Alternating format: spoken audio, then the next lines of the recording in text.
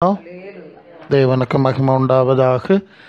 இந்த நாளிலும் மீண்டும் ஒரு முறை இந்த இல்லத்தில் பிரவேசிக்கும்படியாய் உங்களுக்காக ஜெபிக்கும்படியாய் சில தேவ வார்த்தைகளை ஆலோசனைகளாய் சொல்லும்படியாய் தேவன் எனக்கு கிருபை தந்தார். அதற்காக நான் தேவனுக்கு துதி செலுத்துகிறேன். உங்கள் யாவருக்கும் இயேசு நாமத்தில் அன்பின் வாழ்த்துக்கள். ஹல்லேலூயா. இயேசுவின் முக்கிய சீடர்களில் ஒருவராகிய யாக்கோபு எழுதின நிருபம் 4ஆம் அதிகாரம் 14-15 வசனங்களை வாசிங்க. யாக்கோபு 4:14-15 படிங்க. யாக்கோபு 4:14-15. நாளைக்கு நடப்பது உங்களுக்கு தெரியாது. சரி, உங்கள் ஜீவன் எப்படிப்பட்டது?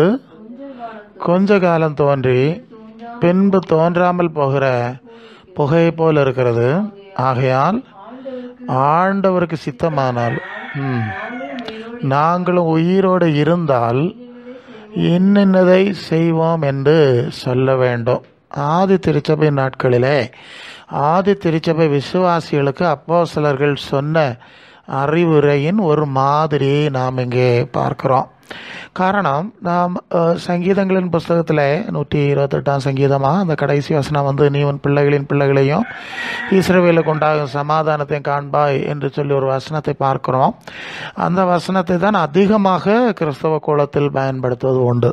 ஆனால் இங்கே பாருங்கள், 2 வசனம், ஒரு வசனம் ஒரு மாதிரி சொல்லுது, இன்னொரு வசனம் இன்னொரு மாதிரி சொல்லுகிறதே என்ற மிக முக்கியமான ஒரு கேள்வி நிச்சயமாய் நமக்கு முன்பாய் வரும். அதை உங்களுக்கு முதலாவது விளக்க வேண்டும். அந்த 128 கடைசி சங்கீதத்தில் சொல்லியிருக்கிற அந்த வசனம் சொல்லப்பட்ட காலம், இஸ்ரவேலருக்கு ஒரு தேசம் கொடுக்கப்பட்டு அவர்கள் பூமியிலே மற்ற ஜாதிகளை விட்டு தனியாய் பிரித்து எடுக்கப்பட்டு ஒரு தனி சூழ்நிலையில் தேவன் ஒரு திட்டத்தோடு அவர்கள் வைத்திருந்த ஒரு காலம். அது லேவியராகமம் 20:26 நான் பரிசுத்தராக இருக்கிறது போல நீங்களும் எனக்கு ஏற்ற பரிசுத்தலாக இருக்கும்படி, நீங்கள் என்னுடையவர்களாக இருக்கும்படி நான் மற்ற ஜனங்களை விட்டு உங்களை பிரித்து தனிமைப்படுத்தி எடுத்தினேன் என்ற அந்த காலகட்டத்தில் சொல்லப்பட்டதான அந்த செய்தி அது.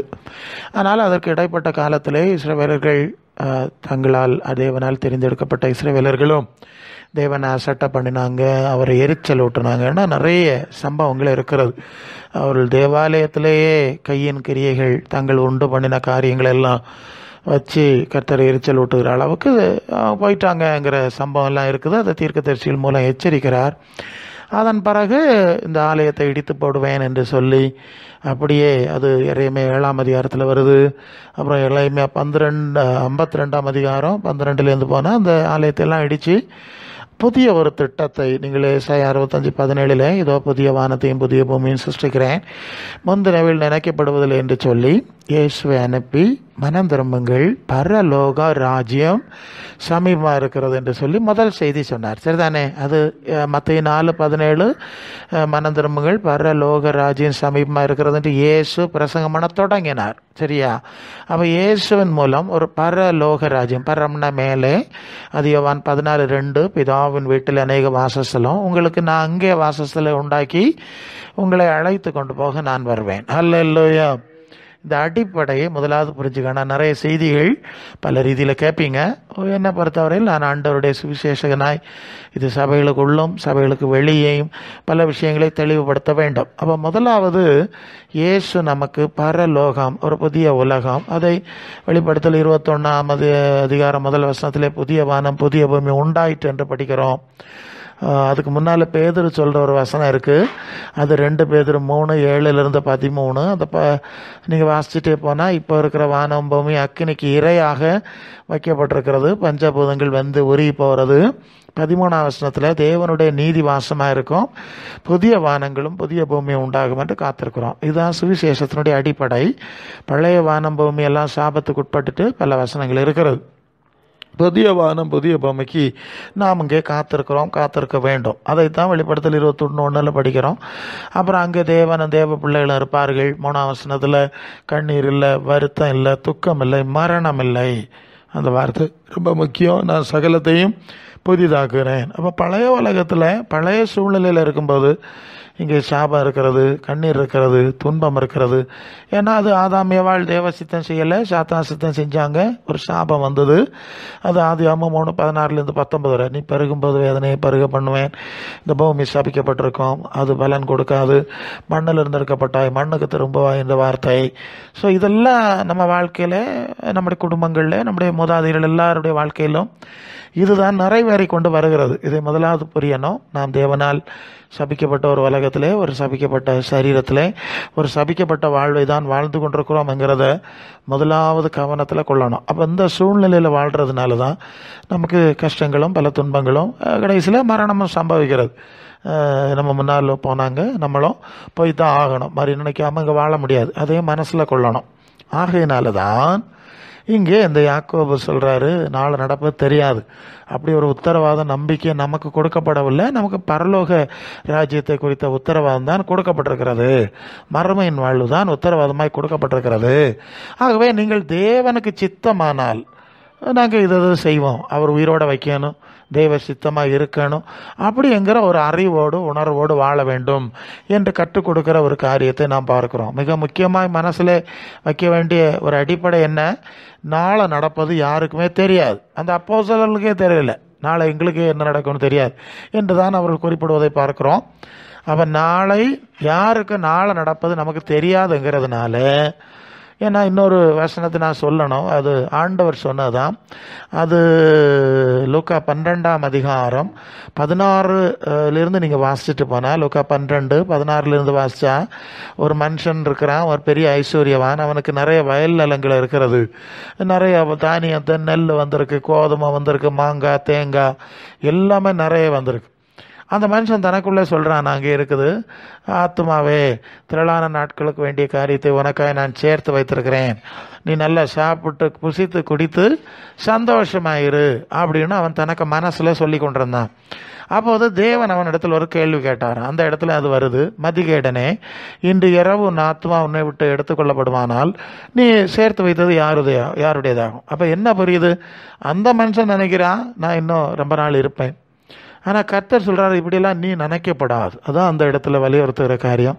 நான் இப்படி இருப்பேன், அப்படி இருப்பேன், இவ்வளவு காலம் இருப்பேன், அப்படியெல்லாம் நீ நினைக்கப்படாது. நான் வச்சாதான் நீ இருக்க முடியும்.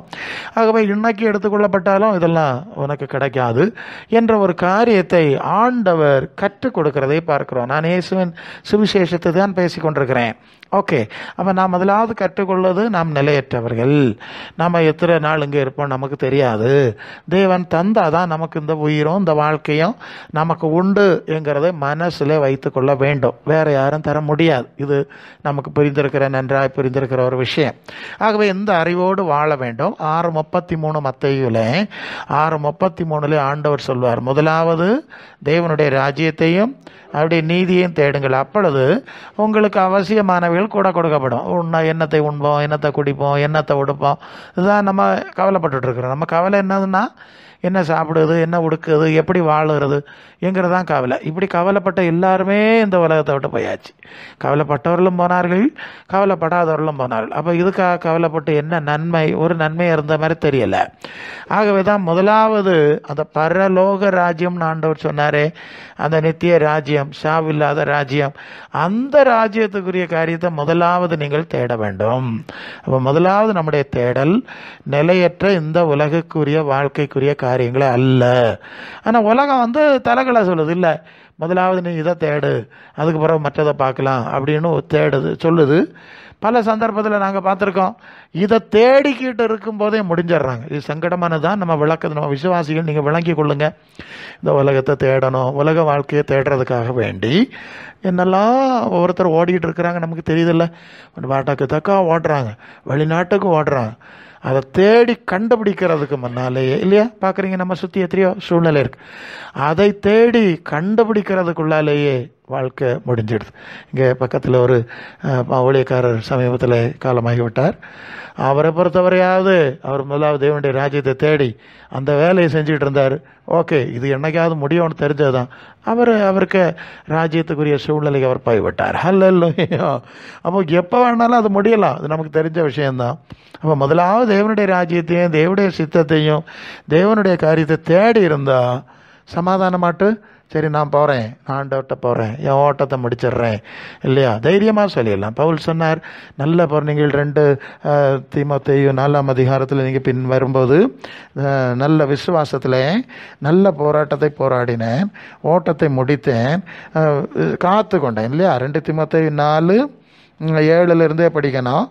அது 6ஆம் வசனத்தில் சொல்கிறார், நான் இப்பொழுதே பான பலியாய் வார்க்கப்பட்டு போகிறேன், நான் தேகத்தை விட்டு பிரியும் காலம் வந்தது, நல்ல போராட்டத்தை போராடினேன், ஓட்டத்தை முடித்தேன், விசுவாசத்தை காத்து கொண்டேன், இது முதல் நீதியின் கிரீடம் எனக்காக வைக்கப்பட்டிருக்கிறது, நீதி உள்ள நியாயாதிபதியாகி கர்த்தர் அந்நாளிலே அதை எனக்கு தந்தருளுவார், எனக்கு மட்டும் இல்லை அவர் பிரசன்னமாவதில் விரும்புகிற யாவருக்கும் அதை தந்தருளுவார். பற்றியெல்லாம் எவ்வளவு நம்பிக்கையோட சொல்லுவார். அப்போது மற்றவர்கள் எல்லாரும் எதுக்கு ஓடுகிறார்கள், இப்படியா சாப்பிடணுமே, உடுக்கணுமே, வீடு கட்டணுமேங்கிற கவலையில் ஓடினார்கள். சிலர் பெற்றுக்கொண்டிருப்பார்கள், பெற்றுக்கொண்டு வீட்டை கட்டுவார்கள், குடியிருக்காமல் போயிருக்காங்க. எங்கள் ஊரில் நடந்தது அப்படி. வீட்டை கட்டி குடியிருக்கிறதுக்கு முன்னாலே அவர் போயாச்சு. இருக்கலாம்னு நினச்சி தான் எல்லாம் பிரயாசப்பட்டார். தெளிவாக சொன்னால் அந்த வீடு கட்டுறதுக்காக வேண்டி மரம் வாங்கிறதுக்கு, பெரிய வீடு கட்டுறதுக்கு இந்த மரம் வாங்குறதுக்கு ஒரு டிம்பர் டிபார்ட்மெண்ட் போயிருக்கார். அங்கே போன இடத்துல ஏதோ ஒரு கம்பை இப்படி தூக்கி பார்த்துட்டு விட்டுருக்காரு, தெரியாமல் காலில் விழுந்திருந்த பெருவரில் தட்டுப்பட்டுச்சு. இவ்வளவுதான் நடந்தது. வீட்டுக்கு மரம் எடுக்க போன காரியம். ஸோ லேசாக விழுந்து பெருவரில் தான் தட்டுப்பட்டு ஒரு காயாச்சு, அந்த காயத்தை கட்டியாச்சு. அது நிமித்தம் அவருக்கு காய்ச்சல் வந்து அது சரியாகவையில், சோக்கைடு வந்து என்னெல்லாமல் இறந்தே போனார். முடிஞ்சு போச்சு, வீடு க்ளோஸ் ஆகலை. நல்லா புரியுதா? அப்போ வீடை கட்ட வேண்டும் என்று சொல்லி, வாழ வேண்டும் என்று சொல்லி, ஒவ்வொரு வேளை வீட்டை கட்டி இருந்துட்டாலும் கொஞ்ச நாள் இருப்பாங்க இல்லையா, அவ்வளோதான். வீட்டை கட்டி இருந்தார். சிலர் சங்கடப்படுறாங்க, ரொம்ப நாள் இல்லாமல் போயிட்டார்.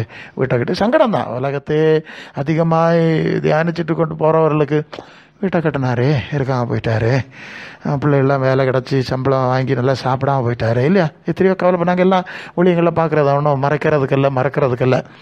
ஸோ கட்டி குடியிருந்தவங்களும் போனாங்க. அது கட்டி குடியிருக்க வேண்டும், 4 காரியம் பார்க்கணுன்னு சொன்னாலும் பாதி வெளியில் போகிறாங்க. பார்த்துட்டு தான் இருக்கிறோம், உலக நடப்பு பார்த்துட்டு இருக்கிறோம். ஆகையினால தான் நீங்கள் அதே 1 தீமோத்தேயுக்கு எழுதின நிருபம் பவுலடியார் 1ஆம் நிருபத்தில் 6ஆம் அதிகாரம் 12ஆம் வசனம் தானே, 6:12 சொல்லுகிறது, விசுவாசத்திலே நல்ல போராட்டத்தை போராடு, நித்திய ஜீவனை பற்றி கொள்ளு, அதற்காகவே நீங்கள் அழைக்கப்பட்டீர்கள். இல்லை. அப்போ உலக மனுஷருக்கும் நமக்கும் உள்ள வேறுபாடு என்னவென்று கேட்டால், அவங்க அனித்தியமான இந்த உலகத்துக்குரிய காரியங்களுக்காக ஓடுறதும், உழைக்கிறதும், கிடைச்சோன்னு அதை வச்சு கொண்டாடுகிறதும், கலர் அடிக்கிறதும், பெயிண்ட் அடிக்கிறதும், லைட்டு போடுறதும், ஓஹோ ஆஹோன்னு சொல்லுறதும், பிறகு முடிகிறதும், பிறகு மலர் விளையம் வைக்கிறதும், இதுதானே போய் நடத்திட்டு இருக்காங்க. அதனால் தேவனுடைய பிள்ளைகளுக்கு இந்த அறிவை நேரமே கொடுக்காரு. இந்த உலகத்துக்கு நிலைமை இது, இப்படி ஒரு சாபத்தில் போயிட்டுருக்குறோம். நமக்கு ஒரு நித்திய ஜீவனை ஆண்டவர், நித்தியம். நீங்கள் யோவான் 10:27, 28 என்ன ஆடுகள் ஏன் சத்தம் கேட்கணும், அவை எனக்கு பின் செல்லணும், அவைகளை நான் அறிஞ்சிருக்கிறேன், அவைகளை என் கையில் வச்சிருக்கேன், ஒரு தினம் பறிச்சுக்கிட மாட்டான், நான் அவைகளுக்கு நித்திய ஜீவனை கொடுக்கிறேன். இல்லையா? நித்திய ஜீவன். நீங்கள் 1 யோவான் 2:25-26 வசனத்தில் நித்திய ஜீவனை அளிப்பேன் என்பதை அவர் நமக்கு செய்த வாக்குறுதின்னு வாசிக்கிறோம். அநேகர் வாக்குத்தத்தம்னு எழுதி வைக்கிறதெல்லாம் நீங்கள் டைரி எடுத்து பார்த்தீங்கன்னா அவ்வளவும் நான் அநித்தியமான மண்ணுக்குரிய காரியத்தை தான் வாக்குத்தத்தம் எழுதி வச்சிருப்பாங்க. நித்திய ஜீவனுக்குரிய வாக்குத்தத்தத்தை யாருமே கவனத்தில் கொள்ளல. அந்த அளவு மனிதருடைய மனம், பல வேளை கிறிஸ்தவ மார்க்கத்தில் உள்ளவங்களுக்கு நிலைமை அப்படி ஆயிருக்கு. நல்லது. அப்போ நித்திய ஜீவனை நான் கொடுக்குறேன்னு ஆண்டவர் வாக்கு பண்ணா, அப்போ ஆண்டவருக்கு பின்னால் போவதுக்கு பதிலாக ஜனங்கள் அநித்தியமான ஜீவ காரியங்களுக்காக ஓடிக்கொண்டிருக்கிறார்கள் இல்லையா. அதுவும் எங்கே முடிச்சுன்னு நம்ம பார்த்துட்டோம். ஆகவே முதலாவது தேவ ராஜ்யத்தையும் அவருடைய நீதியையும் தேட வேண்டும். தேவ சித்தம் செய்கிறதா நமக்கு பிரதானமான காரியம், இதை மறந்துடப்படாது. அதனால தான் நீங்கள் லூக்கா 10ஆம் அதிகாரம் தானே, அதன் கடைசி வசனம் என்ன சொல்லுது? அது கடைசி வசனம், 2 சகோதரிகள் மார்த்தாள் மரியாள்னு 2 பேர் இருந்த வீட்டுக்கு இயேசு போனார் இல்லையா. இயேசு போனோன்னா மார்த்தாள் தான் அவரை வீட்டில் ஏற்றுக்கொண்டு அழைத்து கொண்டு வருகிறாள். அப்படி வரும்போது அப்போ அந்த இயேசுக்கு என்ன கொடுக்கணும்? சாப்பாடு கொடுக்கணும், அவருக்கு நல்ல விருந்து கொடுக்கணும். அப்போ அவர் சந்தோஷப்படுவார். அப்போ நம்ம வீட்டுக்கு ஆசீர்வாதம் கிடைக்கும். பொதுவாக அப்படி அந்த காலத்தில் நினச்சிருக்காங்க. இந்த காலத்தில் ஊழியக்காரர்களை அழைத்து கொண்டு அவர்களை உபசரித்தால் அவர்களுக்கு ஆசீர்வாதம் கிடைக்கும் என்று நினைக்கிறது இயல்பான ஒரு காரியம்.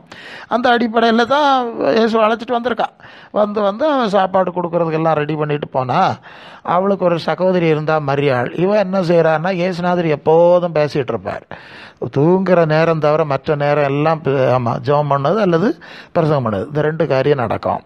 அப்போ இயேசு எப்போதும் பேசுகிறவர். அவருடைய வசனம் மற்றவங்க பேசுகிறது மாதிரி கிடையாது. மற்றவங்க வேறு பேசுவாங்க, இவர் பேசுறதுல இன்டர்லி டிஃப்ரெண்ட். அவங்க மண்ணுக்குரியதையோ உலகத்துக்குரியதையோ தான் பேசுவாங்க. பூமியின் உயர்ந்த ஸ்தானங்களோட இஸ்ரவேலர்கள்னு சொன்னால் அவங்க எப்போதும் அந்த உபாகமம் 28ஆம் அதிகாரம் முதல் 14 வசனத்தில் இருக்கக்கூடிய அப்படி இருப்பாய், ஆசீர்வாதம் ஆசீர்வாதம் ஆசீர்வாதம் இப்படி தான் பேசிகிட்டு இருப்பாங்க. ஆனால் இயேசு வேறுபட்ட ஒரு விஷயத்தை பேசுகிறார், நித்திய ஜீவன். அவங்க அநித்திய ஜீவன் காரியங்களை தான் ஆசீர்வாதம்னு பேசுனாங்க, ஆனால் அவங்களுக்கு தெரிஞ்சது அது. ஆனால் ஆண்டவர் சொல்வார், மன்னான், அதாவது நீங்கள் தாழ்விலிருந்து உண்டானவர்கள், நான் உயர்விலிருந்து உண்டானவன். நீங்கள் அதை 1 கொரிந்தியர் 15ஆம் அதிகாரத்தில் வந்தீங்கன்னு சொன்னால், முந்தின மனுஷன் பூமியிலிருந்து உண்டான மண்ணானவன், 2ஆம் மனுஷன் வானத்திலிருந்து வந்த கர்த்தர். அந்த வார்த்தையினுடைய பின்னணியை பார்க்கணும், நான் வர்றது அப்படியே போனோம். அது 1 கொரிந்தியர் 15ஆம் அதிகாரம் 47 48. அங்கே முந்தின மனுஷன் பூமியிலிருந்து உண்டான மண்ணானவன், மண்ணுனாலே எடுக்கப்பட்டவன். அப்புறம் சாபம் வந்துட்டு மண்ணுக்கு திரும்புவாயின்னு சொல்லியாச்சு. அவனுக்கு இந்த மண்ணு தெரியும், மண்ணுலகம் தெரியும், அதுக்கு பற்றி தான் ஆசீர்வாதம் நான் பேச முடியும், அவ்வளவுதான் அவனுக்கு தெரியும். ஆனால் இயேசு சொல்லுகிறார், நான் வானத்திலிருந்து வந்திருக்கிறேன், வானத்திலிருந்து வந்தவர்கள் அல்லது பிதாவினிடத்திலிருந்து வந்திருக்கிறேன். அது யோவான் 10:38. தேவனால் பரிசுத்தமாக்கப்பட்டு உலகத்தில் அனுப்பப்பட்டிருக்கிறேன், மேலே பரலோகத்திலிருந்து நான் அனுப்பப்பட்டிருக்கிறேன்னு சொல்லுகிறார். அப்போ அவர் பரலோகத்திலிருந்து வந்தபடினால தான், பரலோகத்திலிருந்து அனுப்பப்பட்டபடினால தான் அவர் பேசுறதெல்லாம் பரலோகத்துக்குரிய செய்தி ஆயிற்று. ஏன்னா அவர் நான் இந்த உலகத்துக்குரியவன் அல்ல அப்படின்னு யோவான் 17 14ஆம் வசனம் 16ஆம் வசனத்தில் அங்கே வாசிக்கிறோம், நான் உலகத்துக்குரியவன் இல்லை, நான் சொர்க்கத்திலிருந்து வந்தேன். ஆகவே அவருடைய பிரசங்கம் எல்லாமே பரலோகம் நித்தியம், பரலோகம் நித்திய ஜீவன் என்று இருந்தது. ஆகவே அந்த மரியாள் பார்த்தா இப்படி ஒரு பிரசங்கத்தை கேட்டதே இல்லை. ஏற்கனவே சில உபதேசங்களை பேசும்போது இயேசுக்கு பின்னால் போனவங்க நிறைய பேர் விலகி போயிட்டாங்களாம். விலகி போயிட்ட போது அப்போ இயேசு சுற்றி நிற்கிறவர்களை பார்க்க கேட்குறார், நீங்களும் போய்விட மனதாக இருக்கிறீர்களா? நீங்களும் சீஷரில் பார்த்து கேட்குறார், நீங்களும் போகிறீங்களான்னு கேட்டால் அதுக்கு பேதுரு சொன்ன ஒரு பதில் உண்டு. அதாவது அது நீங்கள் யோவான் 6ஆம் அதிகாரம் 68ஆம் வசனத்தில் இயேசு 12 நோக்கி 67 இயேசு 12 நோக்கி நீங்களும் போய்விட மனதாக இருக்கிறீர்களான்னு கேட்டார். அதுக்கு சீமான் சொல்கிறார், யாரிடத்தில் போவோம் ஆண்டவரே, யாரிடத்தில் போவோம்? நித்திய ஜீவ வசனங்கள் உம்மிடத்திலே உண்டே. இப்போ என்ன புரியுறீங்க? மற்றவங்க எல்லாம் அநித்தியமான ஜீவனுக்குரிய காரியங்களை தான் எப்போதும் பேசி கொண்டிருந்தார். இவர் மட்டும்தான் வித்தியாசமாக பேசுகிறார். நித்திய ஜீவன் ஒன்று இருக்குது, அவங்களுக்கு தெரியவே செய்யாது. புசிப்போம் குடிப்போம் நாளைக்கு சாபம், இப்படி தான் விலக வாழ்க்கை இருந்தது, அவங்க நம்பிக்கை இருந்தது. அதனால் அவங்க கொண்டாட்டம் அப்படி இருந்துட்டு போட்டு. இப்போ இயேசு சொல்கிறார், நான் நித்தியமான ஜீவனுக்குரிய காரியத்தை அறிவிக்கிறேன். ஆமாம், அதாவது அழிந்து போகிற போஜனத்திற்காக அல்ல, நித்திய ஜீவன் வரைக்கும் நிலைநிற்கிற போஜனத்திற்காகவே கிரியை நடப்பீங்கள், அதை நான் உங்களுக்கு கொடுக்குறேன். மனுஷகுமாரன், நான் தான் அங்கேருந்து வந்தேன், நான் தானே தர முடியும்னு சொல்கிறேன். ஸோ இப்படி பேசுனதுனால மரியா சாப்பிடவும் இல்லை, இவர் வேறு காரியத்துக்கு போகல. இவர் இன்னைக்கு மாதிரி இப்போல்லாம் நான் என்ன பேசுகிறேன், அதை ரெக்கார்ட் பண்ணுறேன், யூடியூப்பில் ஒரு 430க்கு மேலே செய்திகள் இருக்கும், இது மாதிரி பல சூழ்நிலையில் பேசுனது எல்லாருக்கும் யூஸ் பண்ணக்கூடிய ரீதியில் பதிவு பண்ணுறோம். ஆனால் இயேசுநாதர் வந்திருக்காரு, இப்போ விட்டால் இப்போ தான் கேட்கணும், இனி அவரை விட்டால் என்ன செய்ய முடியாது, நித்திய ஜீவ வசனங்களை அன்னைக்கு கேட்க முடியாது என்கிற ஒரு சூழ்நிலை இருந்ததுனால அவள் எல்லாத்தையும் தூர போட்டுட்டு வந்து பாதத்தில் உட்காந்து அவர் சொல்ல, நித்திய ஜீவ வசனங்க நித்திய ஜீவனுக்கு ஏற்ற காரியங்களை தன்னை மறந்து கேட்டுக்கிட்டே இருந்தபோது மார்த்தாள் பார்க்க இவ பிரசங்கம் கேட்டுகிட்டே இருக்கா. அவள் சொல்ல, இவ இப்படி ஒத்தைக்கு பிரசங்கம் கேட்டுட்டு இருக்கிறா, நான் ஒத்தைக்கு வேலை செய்கிறேன், சாப்பாடு தராண்டாமா, எத்தனை காரியம் கிடக்கு பார்க்காண்டாமா, இப்படி பிரசங்கம் கேட்டுட்டு சேபா வீடு ஆமாம் பிரசங்கம் சேபாமனு கிடந்தா போதுமானு சிலர் கிண்டல் பண்ணுவோம் இல்லையா, அது மாதிரி அதே டைப் தானே. அது மாதிரி அவள் கேட்டபோது ஆண்டவர் சொன்ன பதில் அந்த கடைசி வசனம் என்னது, மரியாள் தன்னை விட்டு இடப்படாத நல்ல புரியணும். எல்லாரும் எடுபடக்கூடிய காரியங்களுக்காக ஓடி இடப்பட்ட பிறகு ஐயோ இழந்துட்டோமே இல்லையா. இங்கே அவளுக்கு நல்ல புத்தி இருந்தது. எத்தனை அன்னத்தை உலகத்தில் பார்த்தாச்சு. ஆமாம், இடப்படாத நல்ல பங்கு இயேசு நித்தியம்னு சொன்னால் இடப்படாதது தானே, நித்தியமானது தானே, அதுக்காக வேண்டி அதை தெரிந்து கொண்டாள் என்று சொல்லுகிற ஒரு காரியத்தை பார்க்குறோம். ஆகவே நம்முடைய வாழ்க்கையில் எல்லா காரியங்களும் எடுபட்டு போயிடும். நான் ஓப்பனாக அடிக்கடி சொல்லுவேன், இங்கே வரும்போது ஒத்தைக்கு தான் வந்தோம், போகும்போதும் ஒத்தைக்கு தான் போவோம். 4 பேர் தூக்கிட்டு போனாலும் நம்ம பார்க்க போகிறதில்ல, அல்லது 10 பேரை சேர்த்து கூட்டிகிட்டு போக போகிறதும் இல்லைல்ல. ஒத்தைக்கு தான் வந்தோம், ஒத்தைக்கு தான். நம்ம வாழும்போது மட்டும் கொஞ்சம் நாள் தான். ஆமாம், எல்லாம் ஒரு நாடகமாக தான். எல்லா உறவுகளும் எல்லா காரியங்களும் ஒரு நாடகம்தான், ஒரு நாடகம் முடிய மாதிரி. ஆமாம், உலகத்தில் அப்படி தான். உலக மனுஷன் ஒரு சினிமாக்காரன் பாடிட்டான், நாடகம் விடும் நேரமடா இது உச்ச காட்சி நடக்குதம்மா, வேஷம் கலைக்கவும் ஆமாம் ஓய்வு எடுக்கவும் வேலை நெருங்குதம்மா பாட்டு பாடியிருக்கான் அவன். அவனுக்கு தெரிஞ்சது இது நாடகம், மேடை விட்டு இறங்கி போனோம், எல்லாம் ஓய்வெடுக்க போகிறோம் அப்படின்னு சொல்லிட்டு தாய் கொண்டு வந்ததை தாளாட்டி வைத்ததை நோய் கொண்டு போகும் நேரம் அம்மா அப்படின்னு ஒரு பாட்டை பாடியிருக்கான். பார்த்தீங்களா, அவனுக்கு இருக்க அறிவு இன்னைக்கு நம்ம அளவுக்கு கிடையாது. சரி, நமக்கு அந்த அறிவு வேணும், அந்த உணர்வு வேணும்னு ஆண்டவர் பேசுகிறார். ஆகவே நம்மை விட்டு எடுபடாத ஆண்டவரை முழுமையாக பற்றி கொள்ள வேண்டும். அல்ல, ஒன்று நம்மளும் இருக்க போகிறதில்ல, 2வது நம்ம கூட இருக்கவங்களும் இருக்க போகிறதில்ல. அப்போது நம்மை விட்டு எடுபடாத ஆண்டவரோடைய நான் அவர் சொல்லிட்டார், மரித்தேன் சதா காலங்களிலும் உயிரோடு இருக்கிறேன், மற்ற 28 கடைசியில் உலகத்தின் முடிவு பரியந்த சகல நாட்களிலும் உங்களுடனே கூட இருக்கிறேன். சீசர்களுக்கு சொன்னதாக நீங்கள் புறப்பட்டு போங்க, எல்லாரும் எனக்கு சீசராக்குங்க, இந்த நித்திய ஜீவ உபதேசத்தை கொடுங்க, இந்த பரலோக ராஜ்யத்தை சொல்லுங்கள், அதிலே நடக்க வழிகாட்டி கொடுங்கன்னு சொல்லிட்டு உலகத்தின் முடிவு பரியந்த நான் உங்களோடு இருக்கிறேன். எப்படி இருக்குது? 33 சுமாரில் வந்து சில வேலை மறிச்சாச்சு, அடக்கம் பண்ணியாச்சு, உயிரோடு எழுப்பியாச்சு. நான் உயிரோடு இருக்கிறதுனால உலகத்தின் முடிவு பரியந்தம் உங்களோடு இருக்கிறேன். ஏசுநாதர் வந்து போய் 2000 வருஷம் ஆச்சு இல்லையா? இன்னும் இந்த காரியம் எப்படி நடக்குது? பண பலத்தில் நடக்கலை, வேற பலத்தில் நடக்கலை, அவர்களோடு கூட இருக்கிற ஆண்டவருடைய அதிகாரம் வல்லமையினால தான் நடக்கு. அல்லேலூயா. இந்த சபைக்கு வாரவங்க யார் வாரது? எல்லாருக்கும் ஆளாளுக்கு கூட்டத்துக்கு வந்து ஆளாளுக்கு 100 ரூபா தாரோம் அப்படின்னு ஒன்றும் கூப்பிட இல்லையே. இங்கே டெய்லி பிரியாணி எல்லாம் அதெல்லாம் தாரோம் அப்படி ஒன்றும் கூப்பிட இல்லையே. அங்கே போனால் ஏதோ ஒரு சுகம் கிடைக்கும், ஒரு விடுதலை கிடைக்கும், ஒரு ஆண்டவருடைய அற்புதம் நடக்கும் இல்லையா? வந்தவங்களெல்லாம் அதை பார்த்து தானே வந்தாங்க, ஏதோ ரீதியில் பார்த்து தான் வந்தாங்க. அப்போது முதலாவது நீங்கள் யோவான் 10:10 நான் திருடவும் கொல்லவும் அழிக்கவும் வருகிறான், நான் அவர்களுக்கு ஜீவன் உண்டாயிருக்கும் அது பரிபூர்ணப்படவும் வந்தேன். அப்போ பிசாசுக்கு பிடியில் சிக்கி இந்த உலகத்தின் கண்ணிகளில் சிக்கி பல விதமான அழிந்து கொண்டிருந்தவ ஜனங்களுக்கு அவர்கள் ஆண்டவர்கிட்ட வந்ததுனால அவர்களுக்கு ஜீவனை கொடுத்தார். என்னத்தை கொடுத்தார்? ஜீவனை கொடுத்தார். அடுத்தது என்ன கொடுத்தார்? இந்த ஜீவனை பூரணப்படுத்தி நித்திய ஜீவனையும் கொடுக்கன்னு சொல்லார்ல, ஜீவனையும் கொடுக்குறேன், நித்திய ஜீவனையும் கொடுக்குறேன். சரி, இது ஆண்டவர் கொடுக்கறதுனால தான் அப்படி வந்திருந்து என்ன சொல்லு அவன் கேட்டு ஜெபம் பண்ணி அதுக்கு ஏற்ப நடந்து ஜீவனையும் வாங்கி நித்திய ஜீவனை வாங்கியாச்சு, இனி நித்திய ஜீவனை வாங்கணுமே, அதுக்காக வேண்டி ஓடுகிற இந்த ஊழியம் நடக்குது. இதுக்கு பின்னணியில் யார் இருக்கிறதுன்னா ஆண்டவராக இயேசு இருக்கிறார். அல்லேலூயா. வேறு எந்த நாமத்திலையும் சொல்ல முடியலை. வேறு நாமங்கள் எல்லாம் சொல்லி சொல்லி நடத்தி பார்க்க ஒன்றுமே நிற்கலை. எல்லாம் பாதியில் உடஞ்சி போகிறது. கொஞ்ச நாள் கழித்து நாங்கள் அங்கே போனோம், இங்கே சுற்றினோம், இப்போ தான் சரியான இடத்துக்கு வந்து சேர்ந்தோம் அப்படின்னு சொல்லிடுவாங்க. ஒரு கத்தோலிக்க குடும்பத்தை சேர்ந்த நான் அது கருங்கல் பக்கத்தில் ஊழியத்து சூழ்நிலைக்கு போயிருந்தேன். ஒரு தாய் மகளுமா 2 பேர் வந்திருக்காங்க. அப்போது அந்த மகளுக்கு 23 வயசு இருக்கும். அந்த தாயார் சொல்லுது, அம்மா நல்லா பேசிகிட்டு இருந்தான், திடீர்னு பேச முடியாமல் ஆயிடுச்சு, நாங்கள் என்னென்னவோ செய்து பார்த்தோம். எப்படி என்னென்னமோ செய்து பார்த்தோன்னா அவங்க கத்தோலிக்க குடும்பத்தை சேர்ந்தவங்க.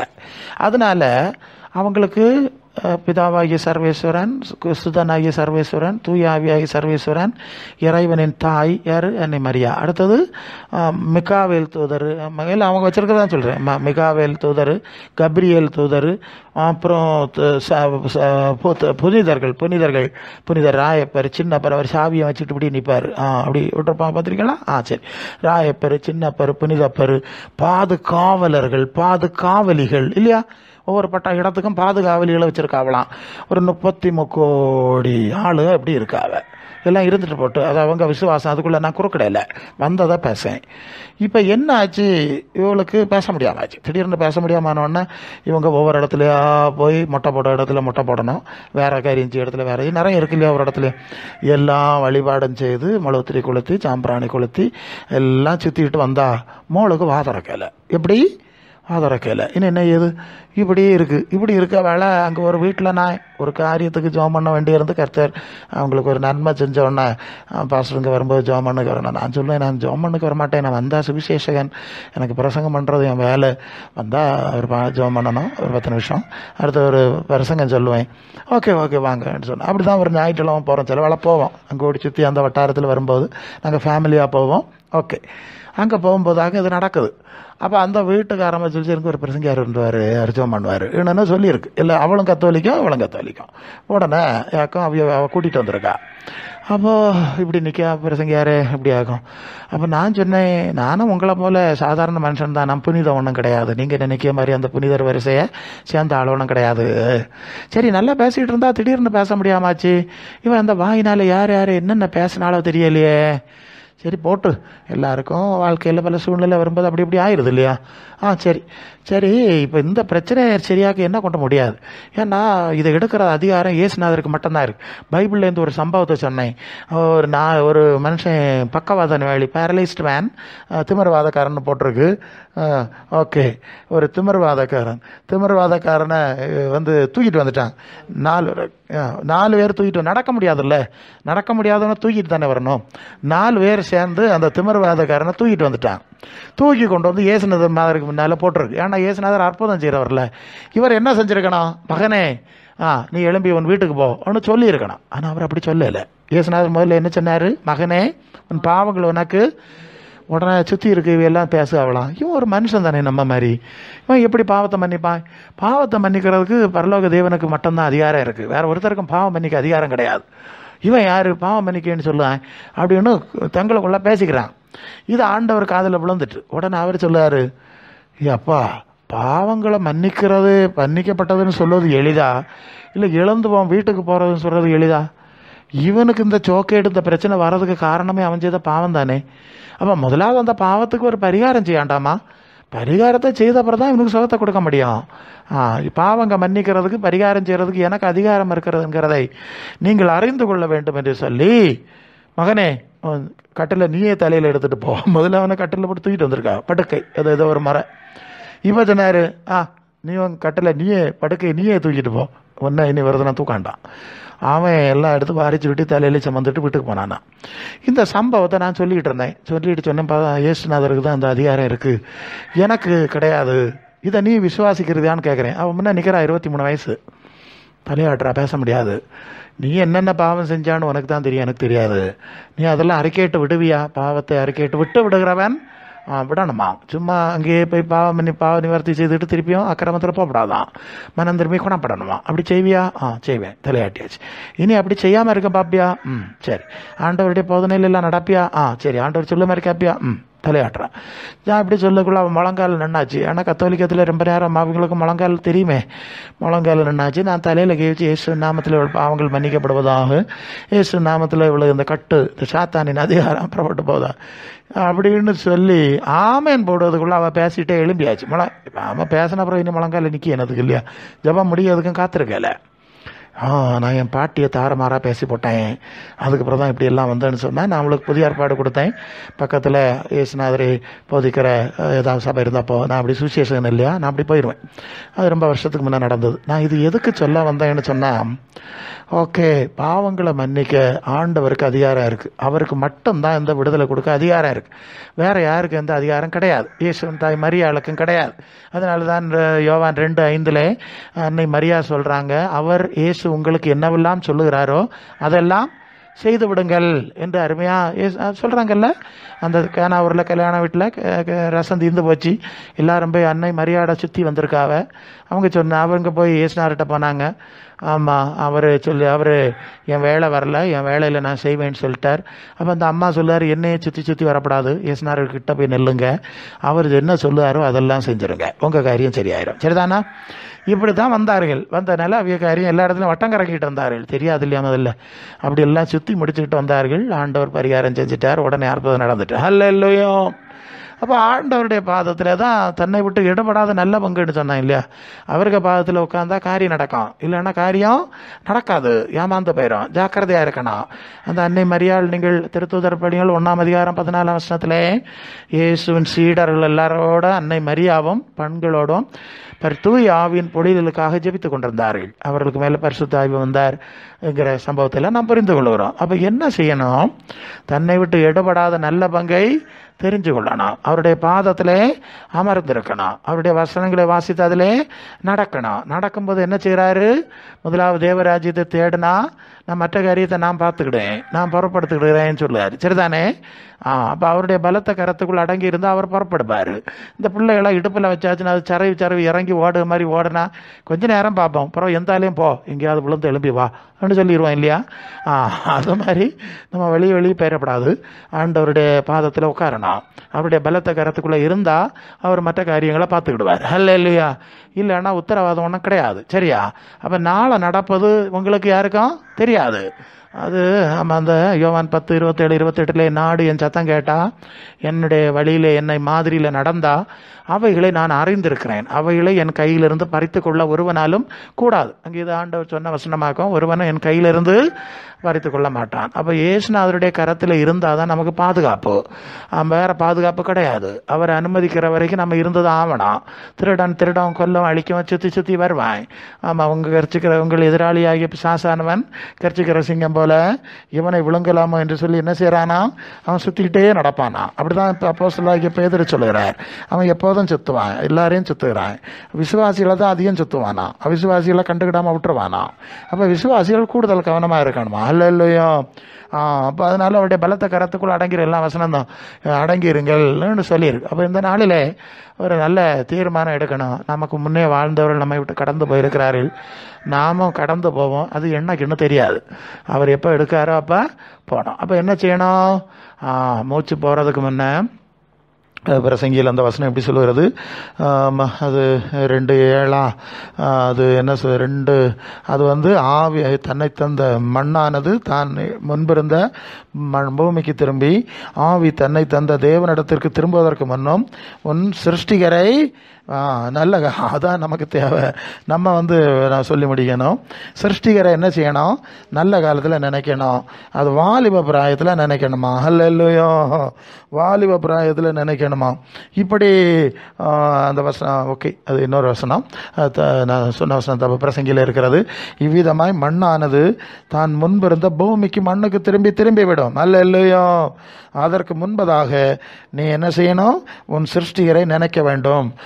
வாலிப காலத்தில் நினைக்கணும். எனக்கு பிரியமில்லாத காலம், எனக்கு முடியாதுன்னு சொல்லுக்கு முன்ன எந்த காலத்தில் நினைக்கணுமா? உன் வாலிபத்திலே உன் சிருஷ்டிகரை நீ நினைக்க வேண்டும் என்று அந்த பகுதி செல்வதை நம்ம பார்க்குறோம். ஆகவே நமக்கு முன்னால் கடந்து போனவர்களை நாம் நினைக்கும் போது நாம் என்ன நினைக்கணும்? நமக்கு 12:7 2:7 அல்ல 12:7 மன்னிக்கவும், பிரசங்கி 12:7. இவ்விதமாய் மண்ணானது தான் முன்னிருந்த பூமிக்கு திரும்பி, சபை உரையாளர் அது ஆவி தன்னை தந்த தேவனிடத்திற்கு மறுபடியும் போகாதற்கு முன்பு அவரை உன் வாலிப பிராயத்திலே நினை. மாயை எல்லாம் மாயை என்று பிரசங்கி சொல்லுகிறான். பத்தியெல்லாம் எல்லாம் அது சூரியனுக்கு கீழே நடக்கிறதெல்லாம் ஞானமாக விசாரித்து பார்த்தேன். அது 2 பிரசங்கி 2:14-15-16 எல்லாம் மாயை, மனசுக்கு சஞ்சலமாக இருக்கிறது. மனுஷர் இருந்த கடும் தொல்லையில் அடிபடின்படி தேவனதை அவர்களுக்கு நியமித்திருக்கிறார். அப்படி சாமாயிட்டுன்னு சொல்லார். அப்போது நல்ல காலத்தில் நம்ம என்ன செய்யணும்? நம்மளும் போக வேண்டியதான். எந்த வயசில் போகிறோன்னு தெரியாது. எதுக்கும் போகிறதுக்கு முன்னே முதல்ல என்ன செஞ்சிருவோம்? தேவராஜ்யத்தை அவருடைய நீதியையும் தேடிடுவோம் இல்லையா? அவருடைய நீதியை தேடணும் இல்லையா? நம்ம நியாயம்னு சொல்லப்படாது. ஏசாயா 55:8 என் வழி உங்கள் வழி அல்ல, உங்கள் வழி என் வழி அல்ல. வானத்துக்கும் பூமிக்கும் எவ்வளோ இடைவெளி இருக்கோ உங்கள் வழிக்கும் எனக்கு வழிக்கும் அவ்வளோ வித்தியாசம் இருக்குது சொன்னாரா? அதனால் நம்ம வழி, நம்ம யோசனை, நம்ம திட்டம் எல்லாம் கடவுளுக்கு வழின்னு நினச்சிக்கிடப்படாது. நம்ம அவர்கிட்ட கேட்கணும், நம்முடைய வழிகளை எனக்கு கற்றுத்தாரும். இயேசுனுடைய வார்த்தைகளை பார்க்கணும். சரியா? பார்த்து அந்த வழியில் நடந்தால் நமக்கு நித்திய ஜீவனை தருவார். பூமியில் எவ்வளவு காலம் இருக்கணுமோ அவர் திட்டம் பண்ண காலம் வரை இருந்து தான் ஆகணும். இல்லையா? அதுக்கு அவர் கேரண்டி. அதான் சொல்லார்ல, என் கையிலிருந்து பறிச்சுக்கிட மாட்டாங்கன்னு. அப்படி வாழுகிறோம். ஆகவே நம்முடைய வாழ்வு நிலையற்றது. பூமிக்குரிய காரியங்களில் அதிகம் ஈடுபடாமல் தெய்வ சித்தம் செய்து தெய்வ சித்தப்படியான காரியங்களை மட்டும் செய்து கடந்து செல்ல ஒரு நல்ல தீர்மானத்தை இந்த நாளில் எடுத்துக்கொள்ளணும். நான் முடிக்கணும். அது முன்னால் அந்த சம்பவம் வருது. ஏன்னா சபைகளுக்கு நான் சொன்னது அது என்ன சம்பவம்னா, இப்போ நமக்கு வயசாயிரும், தாத்தா பாட்டி ஆகிருவோம். தாத்தா பாட்டி வயசு ஆக என்ன செய்யும்? ஒரு கட்டத்தில் நடக்க முடியாது, படுக்கையில் ஆயிரும் இல்லையா? பெட் ரிட்டர்ன்னு சொல்கிற மாதிரி படுக்கையில் ஆயிடுவோம். படுக்கையில் ஆகும்போது பிள்ளைகள் தான் ஏதாவது கொடுக்கணும், தூக்கி விடணும், எல்லா காரியமும் மற்றவங்க தான் செய்யணும், சுயமாக செய்ய முடியாது ஒரு சூழ்நிலை. அப்போது உடனே இறக்கவும் மாட்டாங்க. நல்ல கவனிக்கணும். கொஞ்ச காலம் படுக்கையில் இருந்துருவாங்க, உடனே இறக்கவும் மாட்டாங்க. அப்படியே சில வருஷங்கள்லாம் பிள்ளைகள் ரொம்ப கஷ்டத்தோட பெற்றோரை கவனித்திருக்கிறார்கள். அதுக்கு என்ன காரணம் என்று சொன்னால், முன்னால் அது வரது நான் சொல்கிறேன். அதுக்கு என்ன காரணம் என்று சொன்னால், எனக்கும் ஒரு நாள் இப்படி ஒரு நாள் வரும். ஏன் உடல் சரீரமும் புறம்பான மனுஷன் என்ன செய்யும், அந்த உணர்வு சிந்தை நமக்கு வர்றதுக்காக வேண்டிதான். நமக்கு முன்னால் உள்ள ஆளுகளுக்கு இந்த சூழ்நிலை வருதான், நம்ம அதை பார்க்குறோம். அதை பார்க்க நமக்கும் ஓ இவ்வளோதான் வாழ்க்கை இல்லையா, அந்த உணர்வு வரணும். அது நம்ம வீட்டில் ஒரு சாவு நடந்தால் நமக்கும் அது வரும். நம்ம வீட்டில் இப்படி ஒரு ஆள் முதல் வயதில் படுக்கையில் இருந்தால் எனக்கும் இப்படி வரும். ஏன்னா அது 2 Corinthians 4:16 பவுல் சொல்லுறபடினால நாங்கள் சோர்ந்து போகிறதில்ல, எங்கள் புறம்பான மனுஷன் அழிந்து உள்ளான மனுஷன் நாளுக்கு நாள் புதிதாக்கப்படுது. அப்போ புறம்பான மனுஷன் சரீரம் அழிஞ்சிட்டு வருது, ஆத்மா தான் அழியாமல் புதிதாக்கப்படும். அது 1 Peter 1 கடைசி 2 வசனத்துக்கு முந்தின வசனத்தில் மாம்சமெல்லாம் பிள்ளை போல அதன் மகிமை புல்லின் பூவை போல இருக்கிறது, புல் உலர்ந்தது பூ உதிர்ந்தது. ஓகே, இந்த உணர்வு நமக்கு வர்றதுக்கு தான் அந்த முதிர் வயதின் சூழ்நிலையை நமக்கு கண்ணு முன்னால் வைக்கிறார். ஒரு சாவு சூழ்நிலையை நம்ம கண்ணு முன்னால் வைக்கிறார். எனக்கும் இப்படி வரும். அதனால் இதில் மனசை வைக்காமல் நம்மை விட்டு எடுபடாத நல்ல பங்கு இயேசுவை தெரிந்து கொள்ள வேண்டும் என்பதற்காய் தேவன் ஒரு திட்டத்தை வைக்கிறார். எப்படி ராத்திரி தூங்குகிறோம், காலையில் முழிக்கிறோம் இல்லையா, இது மாதிரி தான் ஒரு நாள் மரணம் என்ற சூழ்நிலையின் மூலம் நாம் கண்ணை மூடுவோம். ஆண்டவர் வரும்போது உயிர்த்தெழுதல் என்ற நிகழ்ச்சியின் மூலம் நாம் மீண்டும் எழும்பி ஒரு புதிய சரீரம் அவர் இருக்கிற வண்ணமாக அவரை தரிசித்து அவருடைய ராஜ்யத்தில் இருப்போம். சரிதானே? ஆகவே இந்த நாளில் நல்ல தீர்மானம் எடுத்துக்கொள்வோம்.